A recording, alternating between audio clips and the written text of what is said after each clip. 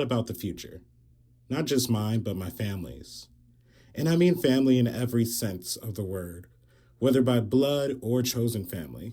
And when I really sit down and think about what holds a family together, it's not always DNA. It's how we show up for each other, how we pour into one another, how we help each other grow, and make sure our stories don't get lost. At the end of the day, it's community. That's the thread. It's the way we pass down ancestral knowledge to the next generation so they have something solid to stand on, something to build from.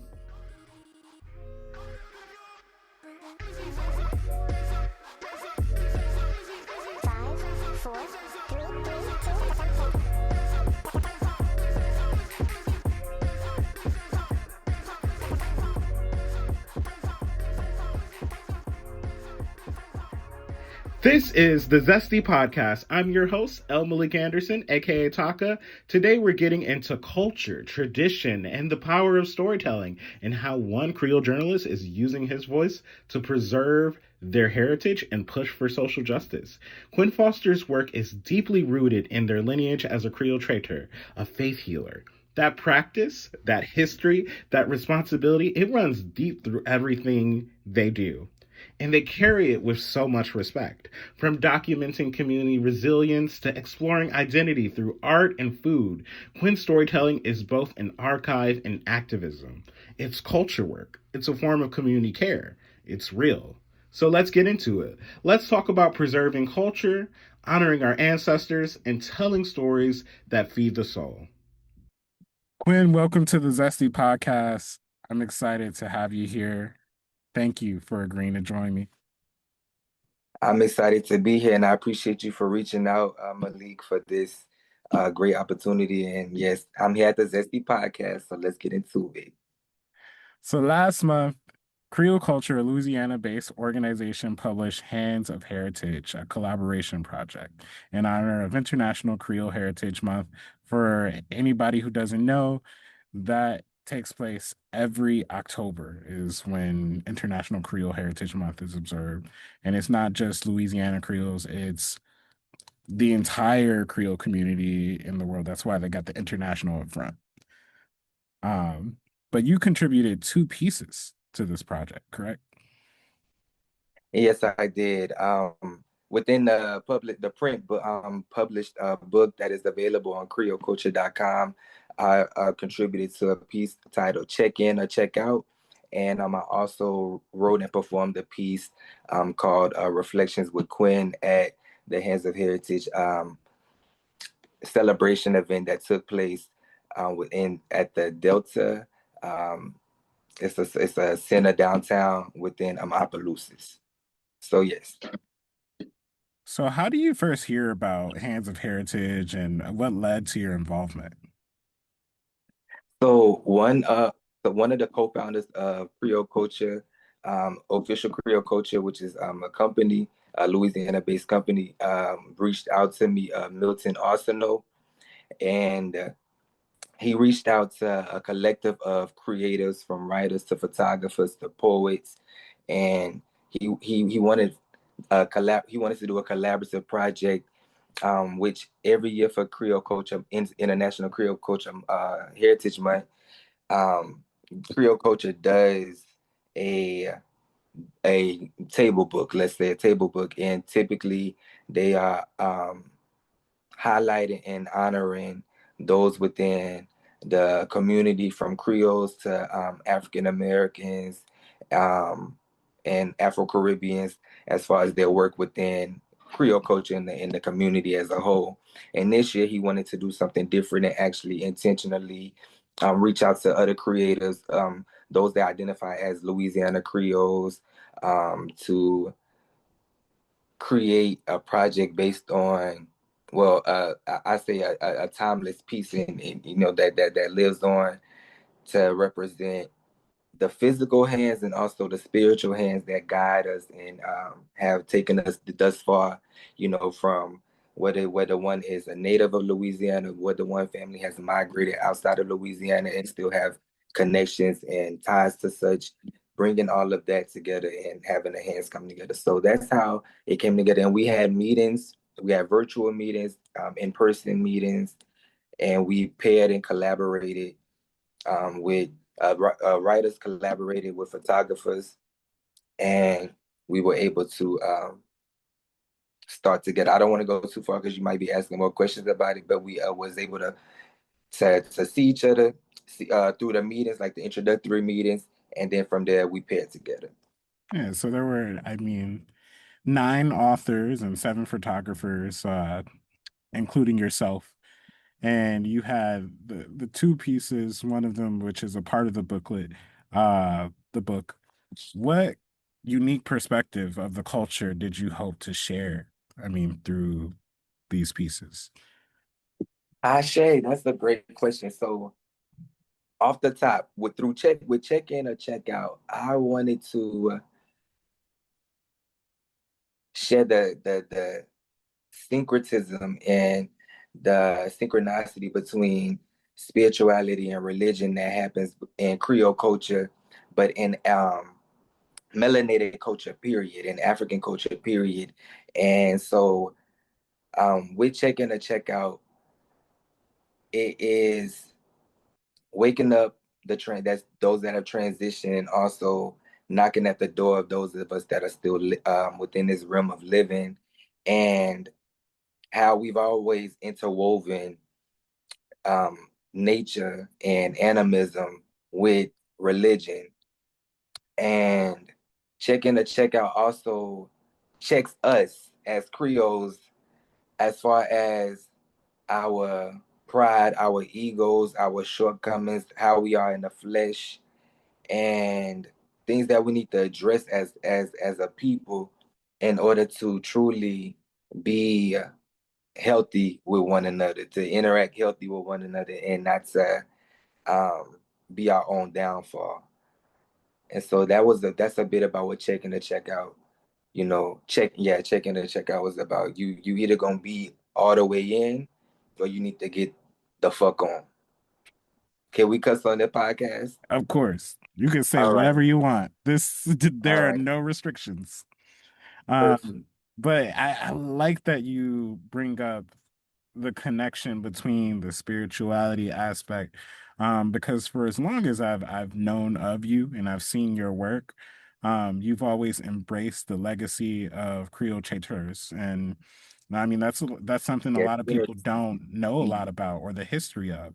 And so I wanted to ask you if you could talk a little bit more about the history of Traiteurs and what that identity means to you.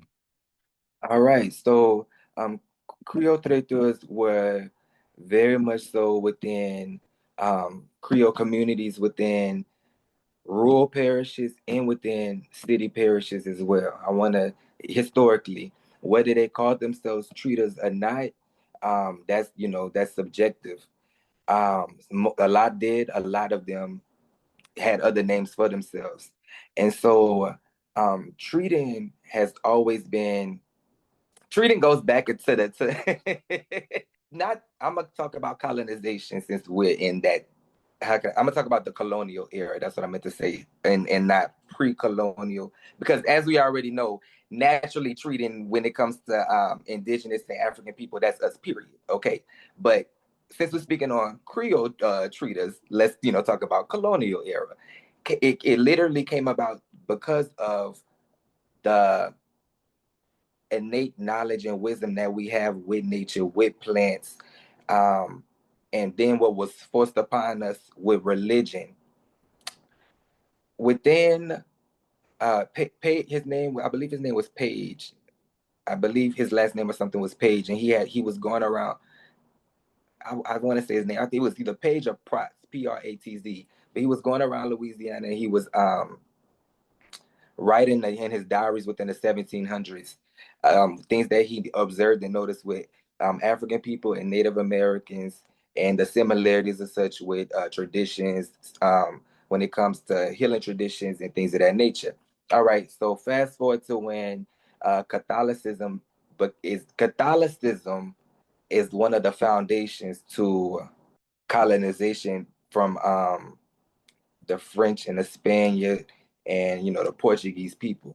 So as African people, as Creole people, even though Catholicism was not necessarily, it might have not necessarily been beaten into us, it was interwoven into our spirituality of how we moved about things when it came to um, speaking in Creole and having our own songs that are dealing with what's going on within the Bible, but also having hidden messages within it and having prayers be intentional to certain things such as um, helping someone get through a spell or even having warning signs through songs.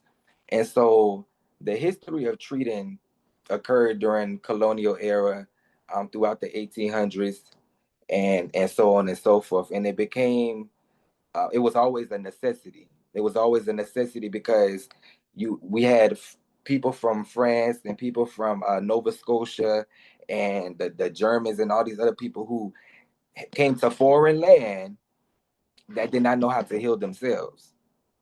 So and the intermingling versus like the British, as far as like American colonization versus being colonized by the French and the Spanish, the intermingling when it came to not just relationships but of exchanging of knowledge, exchanging of plants and wisdom and things of that nature. Because of that exchange, treating was more so, even though it was a necessity, because you could not, one would be penalized or demonized or criminalized if they were just blatantly practicing indigenous healing practices and indigenous spirituality. So one had to, just like within the Creole language, one had to keep their identity, but also be able to assimilate within the dominant culture at that time. And treating is personal to me. Being a Creole Traiteur is personal to me because my great papa, his name was Dominique T-Man Ozan. And T-Man was his nickname around Opelousas, St. Landry Parish, period, because he treated people with teas, herbal teas, and other practices as well. He made his own teas from his own garden. He had him and my mama had their own separate gardens. He had his garden for treating, and she had her own garden for the community and for their house, and farming as well and things of that nature. And he what's the word I want to use? Traditionally, I'm glad the words is coming to me because the English language is a key. Yeah. Traditionally, treaters would pass down their wisdom, the knowledge, and what they know about treating to the opposite gender, opposite sex, or whatnot. So my great papa passed down his treating knowledge and prayers and things of that nature to my great auntie, which was my Aunt Celeste or Aunt Celestine. He passed down to my Aunt Celeste, and from my Aunt Celeste, my mama, which she is a woman, but she learned a lot from treating from all of them, from her papa, which was my great papa, my Aunt Celeste, and other aunties at that time. And when my mama was born, she was born with a veil over her. And within Creole culture, within Catholicism, um, within spirituality, one that is born with a veil over them is deemed a healer. Their walk of life is deemed a healer. I found out that my mama was born with a veil over her. My mama, which is a mama, transitioned. Excuse me. She transitioned in February of 2023. Around October of 2022, I had went to go visit my mama. My mama is originally born and raised in Opelousas, and then when she had my mama, they had her in Lafayette. She grew up in Opelousas for a little bit, and then they moved to Port Arthur, Texas. So I went to go visit my mama in Port Arthur. I live in Lafayette. And we were sitting on the couch doing what we do, Zydeco, and that's what we call. And Zydeco is 420. And my mama was like, she was a weed smoker just like me. She said, my boy, you going Zydeco? That is so. It's natural. It's from the earth, you know. I That's say, healing. It I can say, the get your herbs for mind right. healing. Come on. And Lite Kone, and she knew, and I missed my girl. So we were sitting on her couch like around October 2022, chopping it up with each other, and she divinely said, but one would say randomly said, but I say divinely said, she said, you know, your mama was born with a veil over her as well. She said she's a healer. She left that with me. I've always been open with my astrology, spiritual, and intuitive oracle practices with my family, and creating teas, because before I even knew that, my great papa made his own teas for people, and used that for when people had different ailments. I was already in that bag, literally. So I say that to say, the gifts was passed down to me. My mama and my mama. When it comes to natural home remedies and healing remedies, not forget, looking things up in a book or a magazine. The traditions was passed down literally from the Mongolier tea, from the aloe vera, from the garlic, from the onions in your socks. These were things that I grew up knowing and practicing. So being a treater is literally, because I've met, I know I'm probably going different places, but I've bumped into people that have bloodline of of Creole treaters as well. Some walk in their light, and some have not connected their path yet. But I say that to say, not only do I come from a direct connect line of Creole treaters, I am a Creole treater as well. And before I knew that I came from a direct line, I was already practicing and such. And I call myself an unorthodox Creole treater because you're not gonna see, I'm on a Sabbath, I'm not gonna be at mass all the time and things of that nature. That's not going to be my walk of life, but I definitely incorporate religion and Southern Catholicism within my spiritual practices. Well, for you, I mean, a lot of us are coming up, the new generation, um, that are born into some of these traditions. Some of us are reclaiming certain traditions. And like you said, you may do it unorthodox, but like, how have you learned to walk that line of what feels right for you and what feels comfortable? And what does that look like? Come on, you said how, right? That's the question, right? Yeah, how? All right. So so my papa, my mama's daddy, Pierre Ozan or Peter Ozan, he transitioned when my mama was 3 years old. And we've always had a longing and yearning and a strong connection with him in the afterlife, and us being within this life, specifically me and my mama.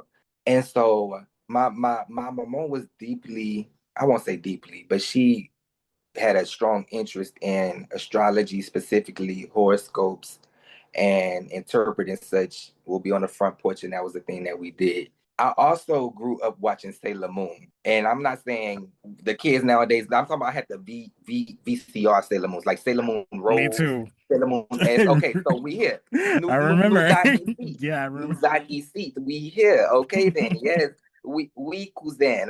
All right. So these were my interests as a child. Numerology and numerology specifically, astrology and astronomy, that came from Sailor Moon. But numerology and herbalism came from my people. But what I'm about to get somewhere with this, numerology and herbalism, all that, came from my love of Left Eye. I love TLC, love Left Eye. In 1999, I was 5 years old, bought the fan mail tape. My sister broke the tape. And that's the time. During that time, she was going to Dr. Sebi and stuff like that. Even though I'm young as fuck, I'm still keeping up with stuff like that. She had a Supernova website.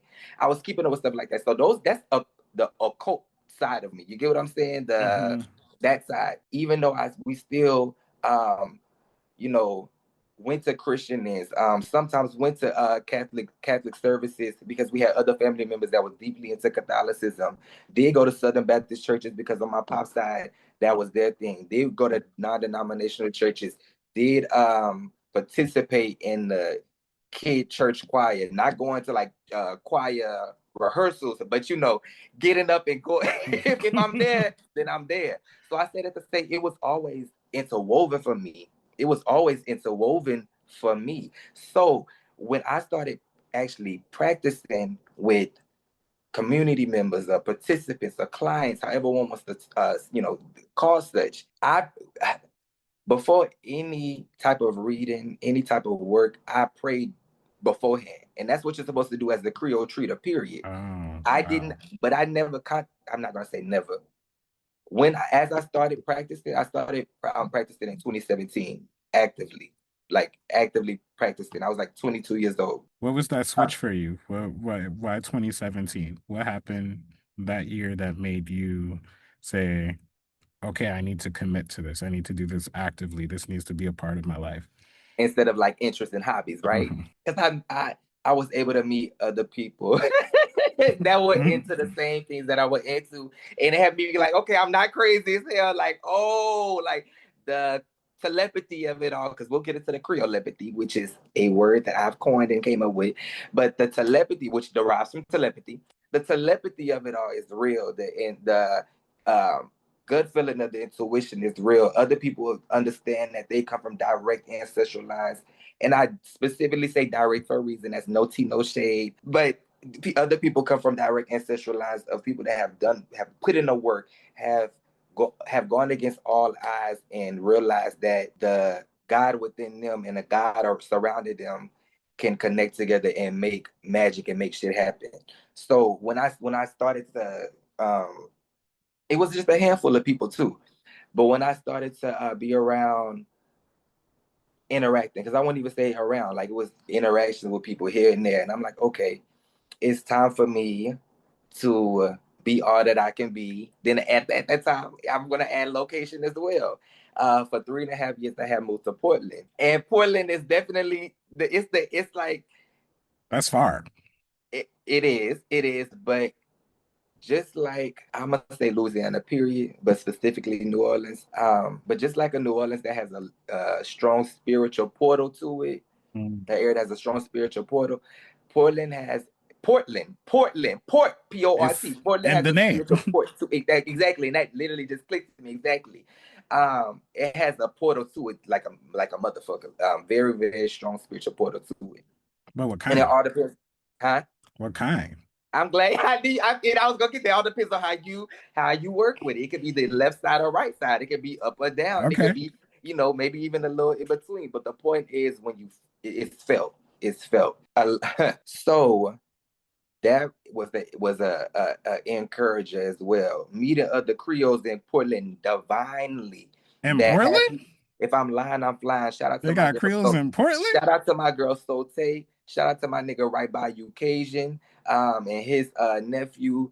Shout out to the dude that I met on MLK in Northeast Portland, and he also had roots within Opelousas, and he also was born in Houston, and he was trying to find his way, and we naturally was talking, and we bumped into each other, and we shared what I just shared. Our life, nous a la vie, c'est portrait. C'est un portrait. Our life is a movie, and my life is a movie. My life is So yes, everywhere. I divinely not going to look. Not going to look. And this shit is heavy. Not going to look, but divinely bumping into our people. If I'm lying, I'm flying. And before I moved to Portland, I definitely, because I intentionally pray, and I try my best to intentionally say what I want to put to power, especially with being a sun in Aries, and Aries rules the head, which the mouth is there, and conjuring is real. And I know that from experience in life. So I intentionally prayed before I moved to Portland that I would be around melanated energy, melanated folks, and people that align with me. And the whole time I was there, that's what motherfucking happened. The whole 3.5 years, the whole 3.5, that whole 8 was good smoke. So wow. So finding that community in Portland, which is blowing my mind. I don't know why. We're everywhere. But literally, we're global. I ask all of our guests this at the end of the interview. And it's important to the podcast because this is the ethos of the podcast. All Because we want to give right. people a little bit of inspiration. When do you feel zesty? Or what is something that makes you feel zesty?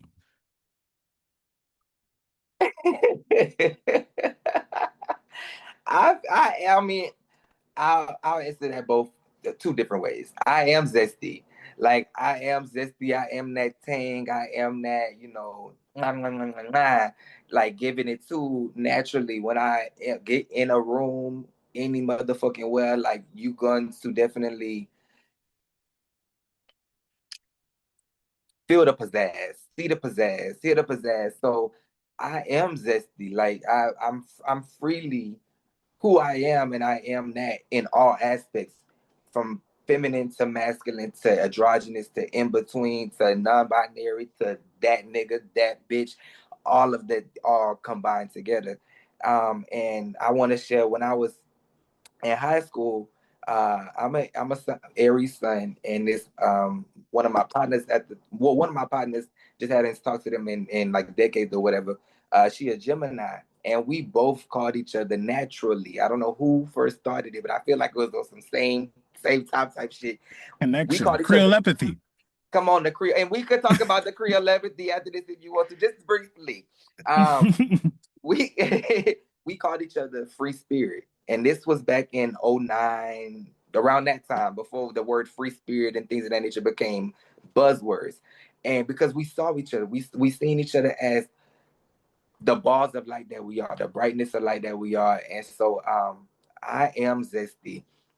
I feel zesty when I feel zesty when I'm around the gays.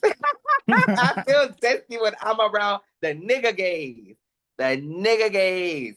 No shade, no shade. The nigga gays, the black gays, the melanated I gays. know when you around your Woo, people, that's when you ooh, become the ooh, head punk in charge. Okay. ooh, HPIC,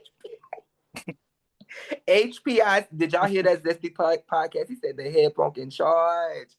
I Oh, need to trade. Be careful. I need to trademark that. Put that on a shirt you somewhere. do, because I hadn't, and I'm glad I hadn't heard that one. So you need to go ahead, because yes, head punk in charge, yes, and just like the, so yes, the Creole lepathy of it all. A lot of us Creoles, especially within South Louisiana, have some type of familial connection. And when I say within South Louisiana, I'm talking about whether your ass live here or whether your ass don't. If you go down that family tree, you'll see something that's typically connecting. All My right. family from Slidell.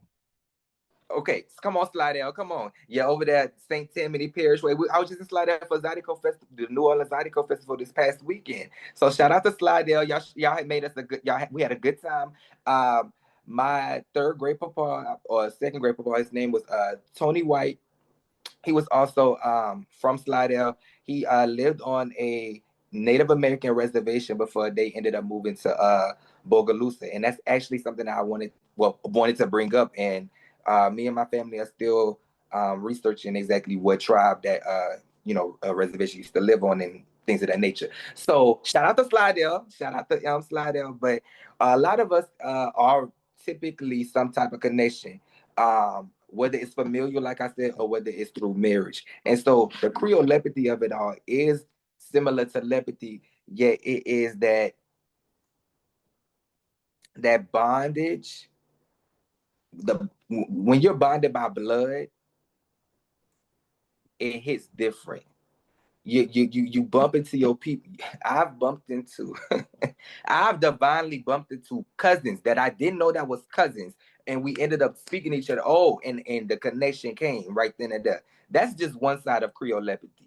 Then it's the actual being in conversation with one another, and y'all thoughts are literally aligning, finishing each other's sentences, etc., etc. It's the pulling up to your people. Ooh, it's the pulling up to your people's house and they knew you was coming, but you didn't tell them that you was coming. Like, I'm gonna leave it there because I could get fired up about that's Creole lepathy. It's near and dear.